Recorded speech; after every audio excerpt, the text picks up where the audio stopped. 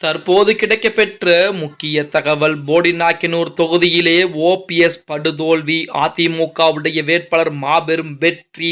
வெளியான புதிய தகவல். அதிர்ச்சியிலே ஓபிஎஸ் தரப்பினர்.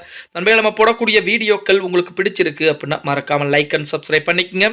தமிழகத்தை பொறுத்த வரைக்கும் காலை 8 மணி முதல் இதுவரைக்கும் வாக்குப்பதிவு என்பது எண்ணப்பட்டுக் கொண்டிருக்கிறது. கிட்டத்தட்ட 6 சுற்று முடிவுகள் என்பது எண்ணப்பட்டு முடித்துவிட்டது.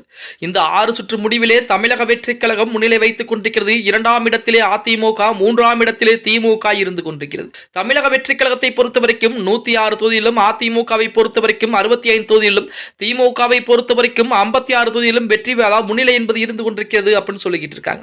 இப்படிப்பட்ட ஒரு சூழலிலே போடிநாயக்கனூர் சட்டமன்ற தொகுதி, அதாவது ஓபிஎஸ் கூடிய அந்த தொகுதியோட நிலவரம் என்னவாக இருக்கிறது அப்படின்னு பார்த்தோம்னா, அதாவது அதிமுக சார்பிலே போட்டியிட நாராயணசாமி அவர்கள் 20,382 வாக்குகளும், அடுத்த கட்டமாக நமது ஓபிஎஸ் அவர்கள் 18,388 வாக்குகள் வாங்கி 2ஆம் இடத்திலும், தமிழக வெற்றி கழகத்தைச் சேர்ந்த பிரகாஷ் அப்படிங்கிற நபர் 7,983 வாக்குகள் வாங்கி 3ஆம் இடத்திலும் இருந்து கொண்டிருக்கிறாராம். அதாவது ஓபிஎஸ்ஐ காட்டிலுமே நமது அதிமுகவுடைய வேட்பாளர் நாராயணசாமி அவர்கள் 12,000 வாக்குகள் வித்தியாசத்திலே முன்னிலையிலே சென்று கொண்டிருப்பது மிகப்பெரிய ஒரு அதிர்வலைகளை தான் ஓபிஎஸும் ஓபிஎஸ் உடைய ஆதரவாளர்களுக்கும் ஏற்படுத்தி கொடுத்திருக்கிறது அப்படின்னே கூட சொல்லலாம்.